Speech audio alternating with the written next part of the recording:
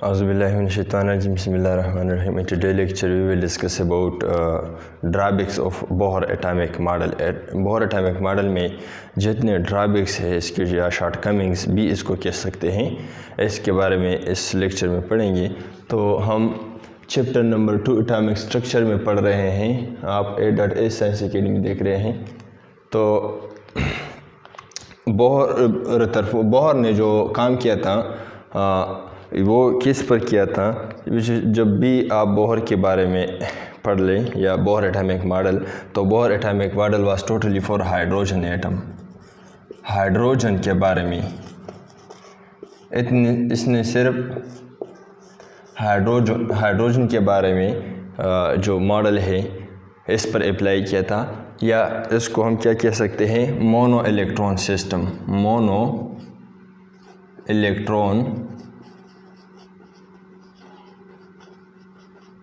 इसकी जो मॉडल थी क्यों मशहूर हुई, क्योंकि इसने हाइड्रोजन स्पेक्ट्रम एक्सप्लेन किए, या मोनो इलेक्ट्रॉन सिस्टम भी इसको कह सकते हैं। वो सिस्टम जिसमें एक ही इलेक्ट्रॉन हो, वो स्पीशीज़ या वो एटम्स जिसमें एक ही इलेक्ट्रॉन हो। तो इसके बारे में इसके जो हाइड्रोजन की जो रेडियस है, इसकी जो एनर्जी है, ये जो एनर्जी डिफरेंस है बिटवीन टू शेल्स वगैरह, इन शेल के लिए जो इसके जो साइज़ वगैरह हैं, सारे इस कैलकुलेशन इसने किए थे और स्पेक्ट्रम हाइड्रोजन भी एक्सप्लेन किया था।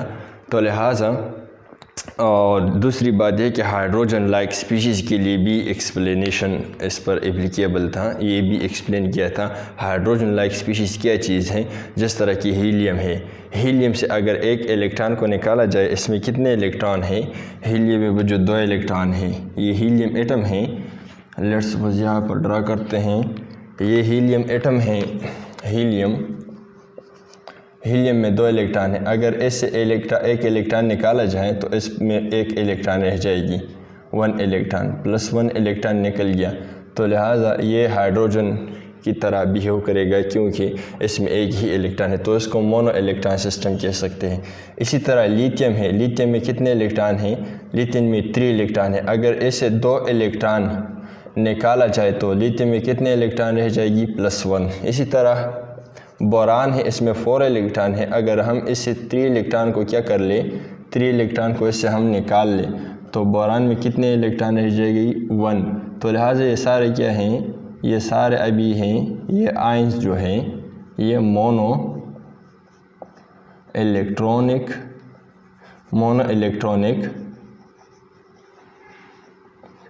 सिस्टम है। और ये क्या है, ये जो सिस्टम है, ये जो एटम है, ये मल्टी इलेक्ट्रॉनिक सिस्टम। ये मल्टी और मोनो इलेक्ट्रॉनिक सिस्टम की जो लफ्ज़ है बार बार हम इस्तेमाल करेंगे, मल्टी इलेक्ट्रॉनिक सिस्टम,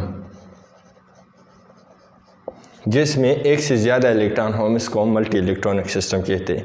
इसमें 2 इलेक्ट्रॉन है, इसमें 3 इलेक्ट्रॉन है, इसमें 4 इलेक्ट्रॉन हैं। तो लिहाजा ये मल्टी इलेक्ट्रॉनिक सिस्टम है। और जब हम इससे 1 इलेक्ट्रॉन, इससे 2, इससे 3 इलेक्ट्रॉन निकाल ले तो 1 इसमें रह जाएगी, मोनो इलेक्ट्रॉनिक सिस्टम। तो इसका जो एक्सप्लेनेशन था सिर्फ मोनो इलेक्ट्रॉनिक सिस्टम के लिए एप्लीकेबल था। सिर्फ इस फर्स्ट ड्रॉबैक इसकी ये थी। सेकंड जो ड्रॉबैक है, spectrum of multi electronic system. Multi electronic system का जो स्पेक्ट्रम था वो एक्सप्लेन नहीं किया था, सिर्फ मोनो इलेक्ट्रॉनिक सिस्टम के लिए इसका मॉडल एप्लीकेबल था। जिस तरह की हीलियम है, लिथियम है, बोरान है, ये मल्टी इलेक्ट्रॉनिक सिस्टम है। और ये जो यहाँ पर लिखे हैं hydrogen like species, helium +1, lithium +2, boron +3 में फ़र्क है हीलियम, लिथियम और बोरान से, क्योंकि इसमें 2 इलेक्ट्रॉन है। जब इससे एक इलेक्ट्रॉन निकाला जाए तो हीलियम +1 बन जाएगी। इसमें 3 इलेक्ट्रॉन है, जब 2 निकाला जाए तो लिथियम +2, इसमें एक ही इलेक्ट्रॉन रह जाएगी, boron plus similarly and so on. So spectrum of multi electron system इसने एक्सप्लेन नहीं किया। दूसरी बात यह है मल्टी स्ट्रक्चर्स। मल्टी स्ट्रक्चर्स का वो क्या मतलब है, ये हाइड्रोजन की एटम है, लेट्स सपोज इसने जो काम किया था मोनो इलेक्ट्रॉन सिस्टम पर किया था, तो ये इसका न्यूक्लियस है, ये फर्स्ट शेल, ये सेकंड, ये थर्ड शेल है। तो लिहाजा ये इलेक्ट्रॉन है, लेट्स सपोज ये क्या है, ये इलेक्ट्रॉन है, ये वाला इलेक्ट्रॉन है, ये रेड, ये जब नीचे जंप कर ले तो ये तब जंप कर सकता है जिसके साथ जितनी एनर्जी हो वो एनर्जी इमेट कर ले, तो यहाँ पर नीचे आ जाएगी ये इलेक्ट्रॉन। तो यहाँ पर इसकी एनर्जी की ये जो रेडिएशन है, ये जो रेडिएशन है, हम एक फोटोग्राफिक प्लेट पर इसको रिकॉर्ड करते हैं, इसको फोटोग्राफिक प्लेट कहते हैं, इसको लाइन एमिशन स्पेक्ट्रम कहते हैं। लाइन एमिशन स्पेक्ट्रम, जब हम इस लाइंस को देख ले अंडर हाई रिजॉल्विंग या रिजोल्यूशन स्पेक्ट्रोस्कोप की मदद से, जो उन्होंने बाद में देखा कि भाई ये जो लाइंस है ये फर्दर इसमें नैरो लाइंस है, स्प्लिटेड, इसको फाइन स्ट्रक्चर ऑफ एटम कहते हैं। तो फाइन स्ट्रक्चर ऑफ एटम के बारे में बोहर के साथ कोई एक्सप्लेनेशन नहीं था, वो नहीं जानते थे कि भाई ये जो लाइन है, ये लाइन है, ये फर्दर क्यों स्प्लिटेड नज़र आता है, फर्दर लाइन इसमें क्यों है, क्योंकि पहले बोहर के साथ ऐसे हाई रिजोल्विंग स्पेक्ट्रोस्कोप नहीं था कि वो ऑब्जर्वेबल नहीं थे, तो सिर्फ सिंगल लाइन अपीयर होता था। लेकिन इसमें फर्दर भी छोटे लाइन है, इसको फाइन स्ट्रक्चर ऑफ एटम कहते हैं। तो उन्होंने फाइन स्ट्रक्चर ऑफ एटम को एक्सप्लेन नहीं कर सका। सेकंड जो ड्रॉबैक थी इसकी ये थी। Zeeman effect and Stark effect. Zeeman effect कैसे कहते हैं एंड स्टारिक इफेक्ट कैसे कहते हैं? लेट्स सपोज ये जो हाइड्रोजन एटम है और इसके हम स्पेक्ट्रम रिकॉर्ड करते हैं, line emission, line absorption spectrum. अगर कोई नहीं जानता तो इस पर लेक्चर्स हैं मेरे, वो देख सकते हैं। जब हम इसकी लाइन एमिशन स्पेक्ट्रम को क्या करते हैं, रिकॉर्ड करते हैं, तो इस तरह आती हैं। लेकिन जब हम इसको मैग्नेटिक फील्ड के में रख ले या इलेक्ट्रिक फील्ड में रख ले तो ये लाइन स्प्लिट अप हो जाती है इनटू स्मॉल अदर लाइंस। ये स्प्लिटिंग क्यों होती हैं वो एक्सप्लेन नहीं कर सकते थे।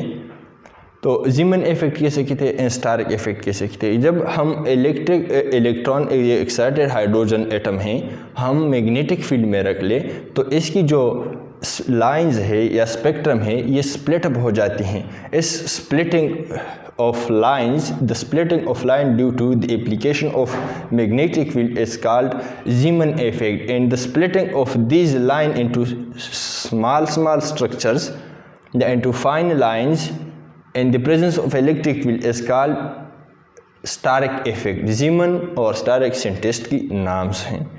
तो Zeeman effect and Stark effect explain नहीं कर सका। In the presence of magnetic and electric field ये जो लाइंस स्प्लिट हो रहे हैं फर्दर इनटू फाइन स्ट्रक्चर्स, ये क्यों स्प्लिट हो रहे हैं इन the presence of electric and magnetic field? इसकी जो स्पेक्ट्रम है चेंज हो रहा था। तो ये चेंज क्यों आते हैं? जब इससे सवाल किए या इसकी जो मॉडल देख ले तो इसके बारे में कोई एक्सप्लेनेशन नहीं है। 4 नंबर जो इसकी ड्रॉबैक है, नो आइडिया अबाउट ऑर्बिटल्स। ये क्या कहते हैं? जो सरबोहर हैं, सरबोहर कहते हैं कि भाई क्या हैं ये, लेट्स सपोज हमारे पास हाइड्रोजन एटम है, कोई एटम है और इसमें क्या है, शेल्स हैं और इसमें इलेक्ट्रॉन क्या है, ये इलेक्ट्रॉन है। ये इलेक्ट्रॉन सर्कुलर एक फिक्स सर्कुलर ऑर्बिट में घूम रहे हैं। तो ये कहते थे circular orbit, circular fix circular orbit ही 2D है। 2D सर्कल 2D होता है और इलेक्ट्रॉन स्पेस में घूम रहा है, 3D में घूम रहा है। लिहाजा ये इसके साथ ऑर्बिटल की जो कॉन्सेप्ट थी, ऑर्बिटल की बिल्कुल कंसेप्ट इसके मॉडल में नहीं है। वो सिर्फ शेल या एनर्जी लेवल या ऑर्बिट के बारे में जानते थे, अदर आइडिया अबाउट ऑर्बिटल इसके साथ नहीं था। तो लिहाजा इसकी मॉडल में ऑर्बिटल की जो आइडिया है ये शेल है, जो इसमें एस एंड पी ऑर्बिटल पर सब शेल है। ये शेल है, ये वाला शेल है, शेल या ऑर्बिट, इसको ऑर्बिट भी कहते हैं या एनर्जी लेवल भी इसको कहते हैं। इसको एनर्जी लेवल भी कहते हैं। ये फर्दर डिवाइड हो चुके हैं इनटू सब शेल। ये क्या है, सब शेल्स है, सब शेल्स है, ये भी सब शेल है, ये भी सब शेल है। तो ये सब शेल्स के बारे में इसके साथ कोई आइडिया नहीं था। एंड 5 जो इसके मेन ड्रॉबैक हैं, द बॉन्डिंग ऑफ एटम, कि एटम किस तरह बॉन्ड बनाते हैं, इलेक्ट्रॉन बॉन्डिंग में किस तरह हिस्सा लेते हैं, इसके बारे में इसने कोई एक्सप्लेनेशन नहीं दिया था। तो लिहाजा all these was the drawbacks of Bohr atomic model. Thank you very much for watching this lecture. Next lecture में फिर मिलेंगे। खुदा हाफिज़।